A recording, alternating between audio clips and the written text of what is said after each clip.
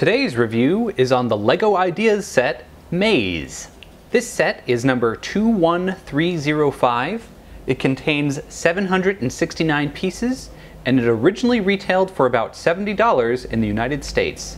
This product has been retired, but you can still find it on sites like Amazon and eBay. There's a link in the description where you can buy this online.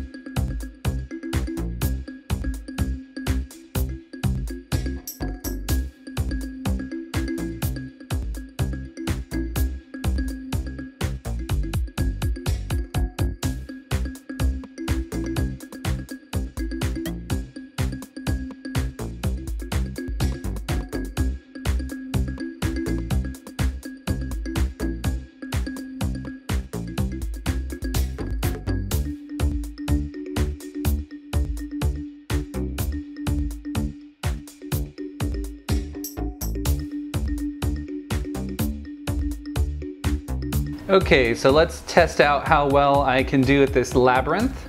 We're gonna use the castle build first. So I think I'm supposed to start in the village and end in a castle. And if I hit any of the black areas, it's game over. Unlike a traditional wooden labyrinth where there'd be holes, the ball would fall down, you just have to kind of police yourself. Like, I could technically jump the orb or knock down a tree. I could technically jump the orb out of there, but I think officially you're supposed to restart if you hit one of the black recessed areas.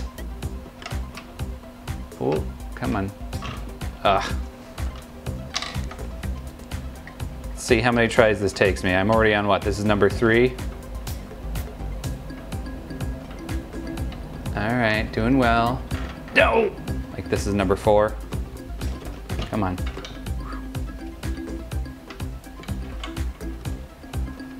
Okay. Keep it steady. Oh! Woo! Come on. Can I get it? Ah, so close. No. Ah. No.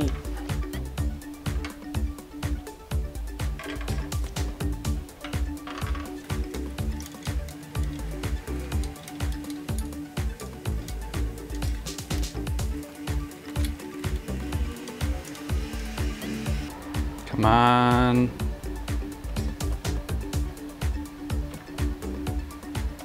Oh, come on. Careful. Come on, go in, go in. Ah. I want to go the last way in. I think that tile was not pushed down all the way. That's my excuse.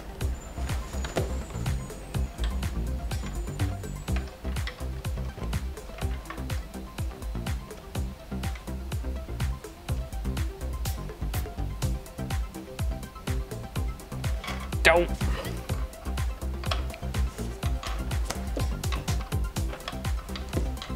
Yeah, so I think I'll count that as a win because the tile just was not pushed down all the way, so it couldn't go through the opening. So what, that took maybe 10, 12 tries? Could do it pretty fast maybe. That's the other thing, is once you actually successfully do it, you'd be probably pretty good that you could try doing speed runs of the whole thing. Speed run, except I already cheated. And I can't do this last part. This last part reminds me of the Super Mario 64 star where you have to race a penguin across like a tiny ice bridge at the end that I would always fall to my doom on. Oh, that ice bridge. Maybe I'll redo this as a penguin race. So this set is based on the classic toy, which is a wooden maze with a marble in it that you try to get, manipulate by moving back and forth with 2 different rotating gear type things to manipulate the maze. But this one is made all out of Lego, which is really great because I think Lego improves basically anything in the world. And so what's great about this is that it's built out of Lego and then you can customize the top. So the set comes with building instructions for 2 different tops as well as some ideas for additional maze that you can build out of the top here. I went for the castle version of the maze because it looks pretty cool, a micro scale castle town, little castle. I like the water wheel over there on this little mill. Little village over here. But basically the idea is to move the ball through the maze without hitting any of the black areas and getting caught. So here's the start and finish for the castle version. So you can manipulate the ball, go in through, and I got stuck in one of the depressions. So in the original version of this toy, the wooden version, those would actually be holes that the ball falls through, and then you have to like pull it out and start again. This one you have to kind of police yourself if your ball falls into one of the depressions. This version you have to kind of police yourself to say, oh, I fell in there, I'm gonna start over because you can actually kind of like get the ball out if you just move it hard enough. So you just have to kind of say, oh, I'll start over. But yeah, this is like a really cool thing. As a kid, we had one of these wood mazes with the marbles, and I was really bad at it. So it feels nice as an adult to come back to it in the Lego version and actually be able to complete the maze without cheating, though I cheated a little bit. Yeah, so that's the basic idea. Let me take the maze top out here.